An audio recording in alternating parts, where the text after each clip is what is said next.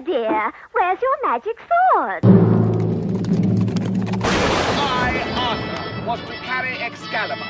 That is why I'm your king. Arthur's real enough and man enough to ride as we do in pursuit of glory. Merlin? But this Merlin is no wizard. He's a worthless drunkard. I should have known better than to trust a Frenchman.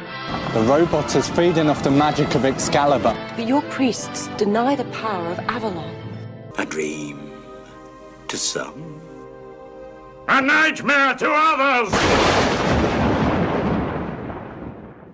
Hello, and welcome to Hollywood Avalon, a podcast about Arthurian themes in film, with your hosts Mary Jones and Dennis Ling. So this is our new Patreon-only once-a-month podcast that we're doing on the theme of Arthurian themes in film. Where we finally dispel the myth that it's King Arthur.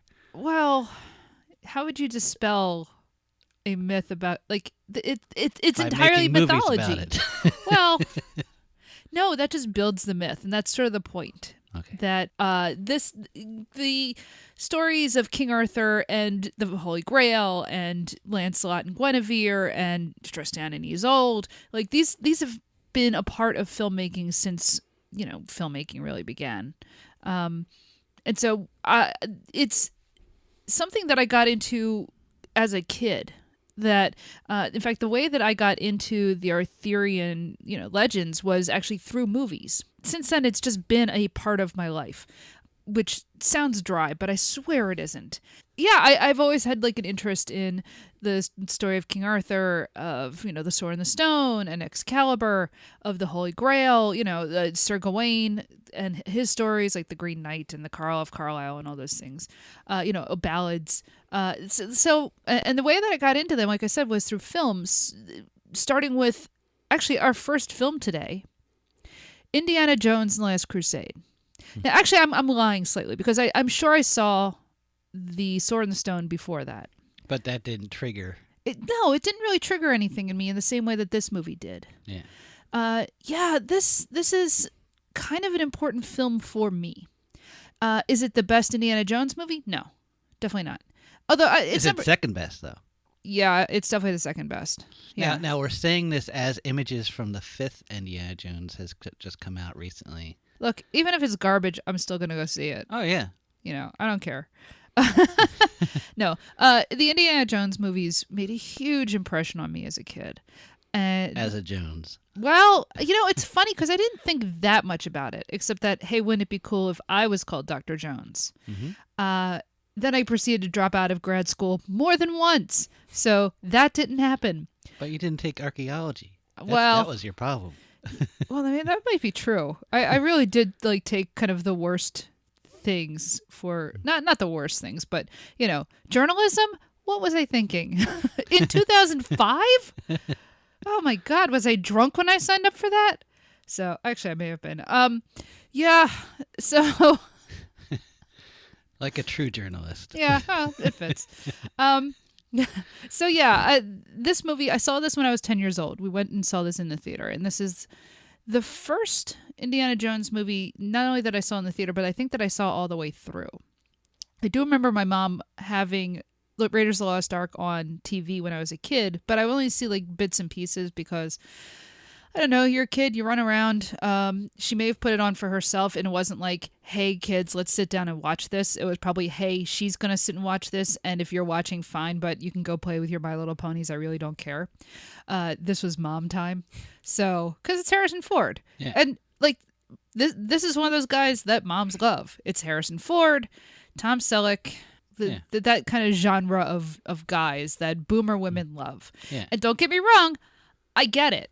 We know younger women that still love Harrison Ford. Well, but go back and watch those movies, Go back and watch. Especially Raiders, man, when he's got his shirt off and everything. Sheesh. Oh my God, he's so hot in Raiders. Yeah. How, I'm sorry, how could you not, want to jump him? Yeah. I remember going and seeing Raiders in the theaters as an adult for the first time. Actually up on a big screen, because I'd always watched it on television. And all of a sudden, I was just like, oh my God, I get what my mom was seeing. And I mean, maybe it was the fact that I was in my 30s. Yeah. It's a good thing she didn't see Blade Runner, because I think that would turn people off. on Harrison Ford. Yeah, I think Because that's... he's so bored in it, and he's like, ugh. Everybody's bored watching that. Don't get me wrong. Like, Blade Runner is actually an interesting film and visionary and blah, blah, blah. But yeah, he is not, firing on all cylinders. Yeah. But he's not checked out in this movie. He does not get checked out in the Indiana Jones movies, even when they're not good. Mm-hmm. I think he really loves playing this character. And you can see that here. Like I said, this is not necessarily the best Indiana Jones movie. It's the second best. Mm-hmm. Because, like, Raiders is iconic, and it's riffing off of all these films from, like, the 30s. Well, not just films from the 30s, but, it's like taking off of all these, like, kind of serials and pulp stuff and everything. And this one is more in that vein than, say, Temple of Doom, I think. Although Temple of Doom has a lot of pulpy stuff in it. But, yeah, there's something about this movie that, I don't know, it just made sense to me. So part of the thing with the podcast is I will have seen some of these movies already. Some of them I'll have never seen before. So as far as we know right now, the format's going to kind of be the same where, we do a little talk before and then we go and watch the movie and react to it. And I can already tell you right now, I love this movie. I've seen it many times. We just watched it, I don't know, last year they played it, outdoors, one of those little outdoor movie things. And again, it was like, yep, I remember why I love this movie. It's a little goofier, I think, than Raiders. But so, yeah, I can already tell you right now, I've seen this film. I love this film. I've watched it, I don't know, at least a dozen times. I'm sure more than that, actually. And it really did inspire me as a kid to be interested in both archaeology, which this is not a movie about archaeology, really. It's about treasure hunting. Yeah. But that's fine. Kids love treasure hunts. But it got me really interested in that. But also, it's just the Middle Ages and medieval literature and, history. I'd never really heard of the Crusades before. I'd not heard of the Holy Grail before, which, is kind of funny because, growing up Catholic, but no, I had never heard of the story of the Holy Grail. This had kind of just opened my world into a whole mythology that was both, it was something that was partially familiar and partially like brand new. Now, I don't know if I should ask this now or after we watch it, but how tied is the Grail to the Crusades? Is it tied at all? Oh, no. Oh, boy, how do I unspool that? Because it's more that the Grail literature is influenced by the Crusades. Nobody went on crusade looking for the Holy Grail. It's like I'm saying that. It's like, people were looking for religious artifacts when they went into Jerusalem. So it's not as though that is irrelevant, but they were looking for things like the Ark of the Covenant. They were hoping to find stuff. It's like looking for the true cross and things like that in St. Helen or whatever. So I'm just gonna say, I think most people, not you, but like most people, but like say the other person in the room, yeah, has heard the phrase Holy Grail, and maybe even know it's attached to a Fisher King, whatever that is. Oh boy, here we go. But was there ever a time in the past where someone believed there was such a thing called the Holy Grail? Like, was it ever a real thing, or has it always been a made-up thing? Like, what is it? Oh, man. and who would go traipsing through New York City looking for it? Yeah. Oh, gosh. That's a later story. But. Yeah, I don't know. I may tell that story at some point because I and my friend Kate, we both went up to New York one day. On a quest to find the Holy Grail. So, let's say you believe that Jesus is a historical figure. Yeah. Okay. So if you accept that, yeah. Some people do not. A billion Christians do. Other people say maybe he was a real person, but was not the Son of God. Okay, so let's just go with the idea that there was a person. All right. So if there was a person and he was executed and he had a Last Supper, he drank out of a cup. Okay, so let's at least work within the idea that everything up into the execution actually happened. Mm-hmm. Somewhat like what is written down. Okay. Yeah. Then, of course, the cup of the Last Supper is real. Mm-hmm. Okay. Now, finding the actual artifact, I'm sure that there are cups that claim to be that. There is one in Spain, I believe, that it's considered, like, they claim that is the cup of the Last Supper. All right. Now, the cup of the Last Supper is maybe separate from the Holy Grail, insofar as the first Grail text does not specifically say it is. Well, you know what? Hold on. I'm tempted to get off the shelf. Hold on a second. Hold on.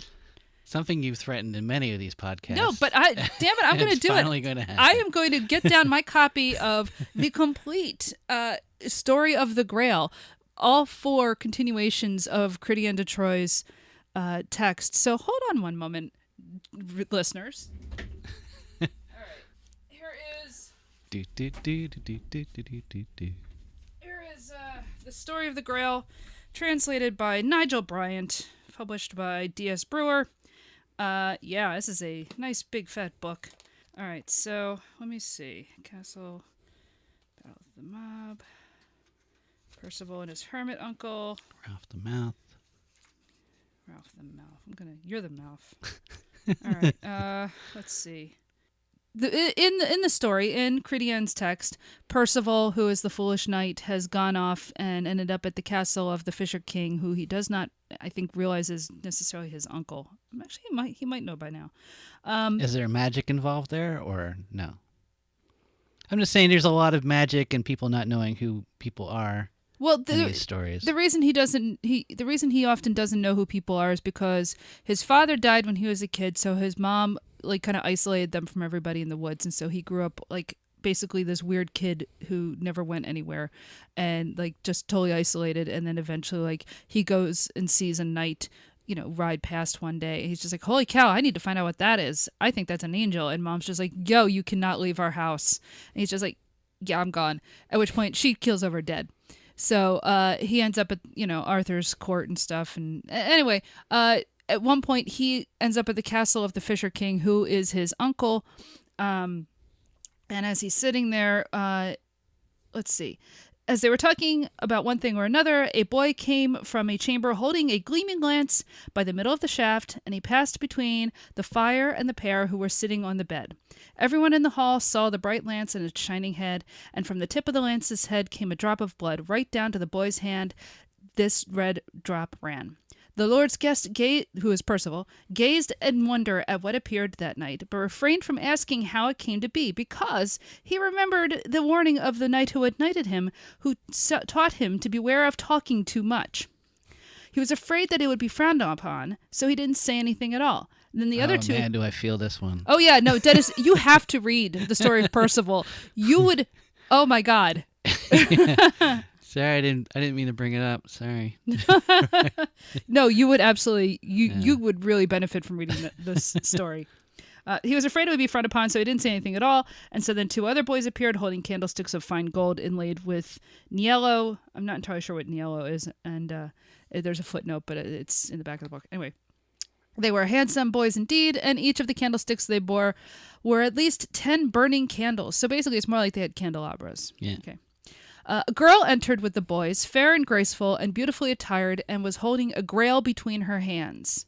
And as she entered with the grail, so radiant a light appeared in the hall that the candles lost their brightness like the stars at the rising of the moon or sun. And after her came another girl holding a silver trencher, the grail, which was the most precious...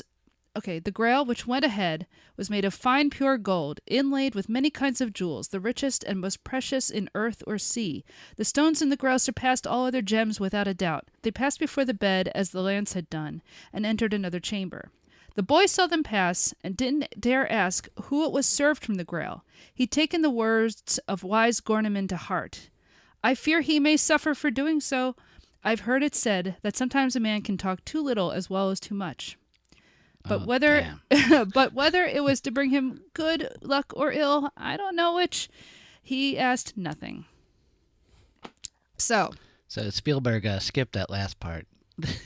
The part about talking or not talking? No, about the the finest jewels in the world. Oh yeah, no. This is the thing. This movie is clever because that the original description of the Grail, basically it's more like a wide dish. Like a shallow bowl, right? Being carried by a girl, and it's gorgeous. But they don't explain what the Grail is, right? Yeah. And I think it's later. It's probably in Robert de Boron, which is his version of the history of the Grail, which was not written that much longer after Critian.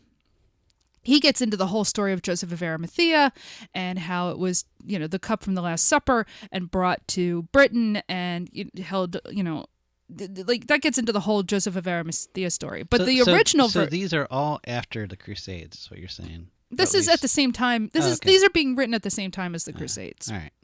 No, but it's not irrelevant because, the idea of the Crusades and the idea of going to the Holy Land, like this stuff kind of permeates into the literature of King Arthur, but the literature of the Grail, it gets into all kinds of stuff. Yeah. Because, for instance, there is like one of the continuations has Percival at one point, I guess, marrying the Empress of Constantinople.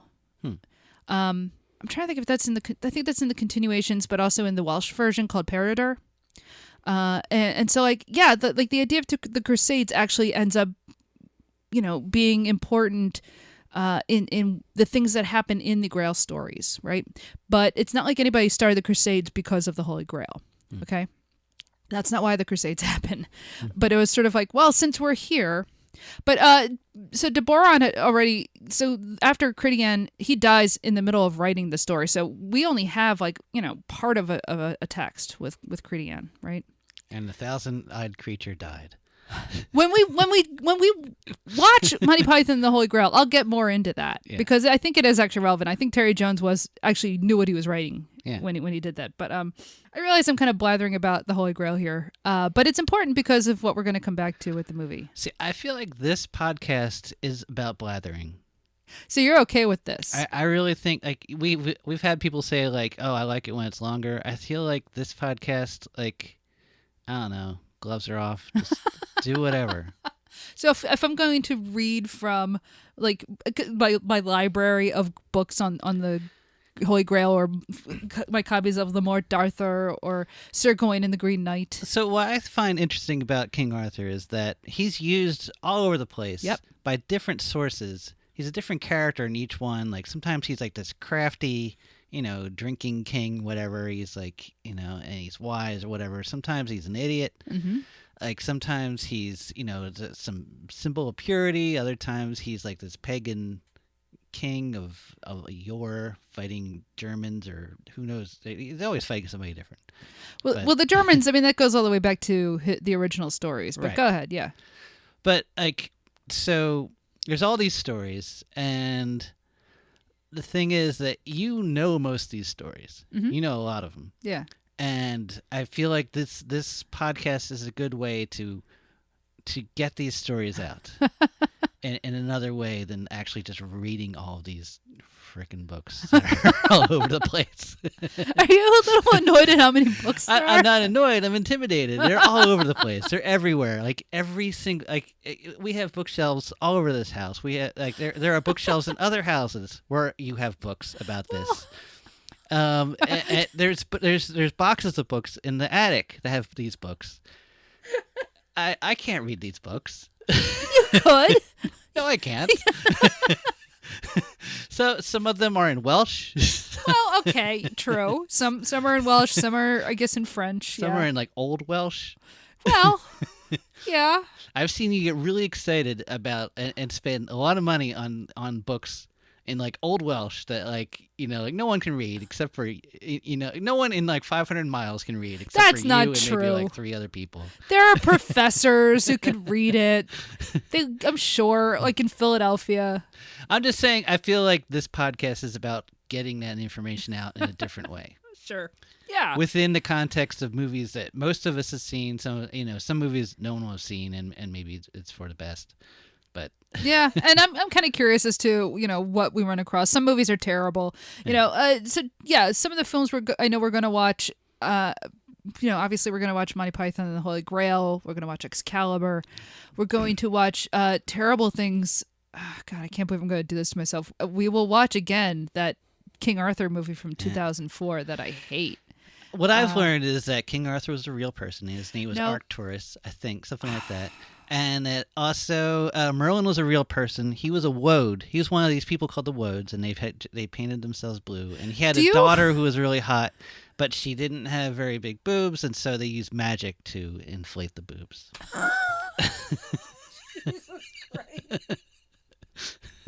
And that daughter's name was Kira. Yeah. Yeah. You know, remember what I was just saying about Percival talking too much or too little?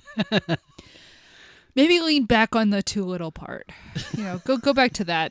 Will you curse your uncle, the Fisher King, and cause the land to go into a wasteland? Sure.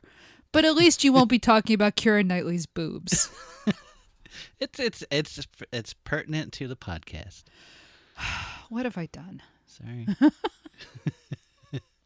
So yeah, I'm excited to rewatch this movie and to just sort of go into, you know, why this movie was important to me and what I like about it, but also like how is this Arthurian? Why? I mean, obviously, look, this is about Indiana Jones goes looking for the Holy Grail. I mean, it's right there. You don't get more Arthurian than that. Even though I don't know that they really mention King Arthur in this movie more than one line. Right. And that's fine. You don't necessarily have to bring up King Arthur in this movie, but it's interesting how it's just like the film assumes you kind of know what this is. You know, like you have a general idea of, oh, that's right, you know, the Holy Grail, King Arthur, all that stuff. You know, when you watch this movie, you kind of go in with some knowledge. And I think, you know, when this movie came out 30, how many years ago would that be? Like 33 years ago? You know, you probably could assume that. So I remember watching this movie when I was 10 years old. We went on the 5th of July, 1989. I remember that because it was the day after the 4th of July and it was rainy and surprisingly chilly for a day in July. I remember because I had on long pants, and because it was raining, we went to the movies. And I was dimly aware of Indiana Jones, but like I said, you know, I'd never sat and really watched all of Raiders. And I saw this movie and I was just like, this is everything I want. Now, granted, this movie's a little goofier than Raiders, but so it's perfect for a 10-year-old. But I wanted nothing more than a leather jacket and a fedora and a whip and to run around looking for treasure. Yeah. So, but you know what I ended up doing instead? Oddly enough, well, I do have a leather jacket and I have many hats. I don't have a leather whip yet. But I ended up kind of taking an alternate path of getting really into like medieval literature. And this movie is really what started me down that path. So you went down the Henry Sr. path. Yeah, isn't that weird? Yeah. Yeah, I guess I should have ended up Henry Sr. instead of Henry Jr. Yeah. And instead I ended up more like maybe Marion drinking a lot. No. A mix between Henry Sr. and Marion. Yeah, exactly. So anyway, yeah, shall we go watch the film, come back and talk about it? Sure. All right.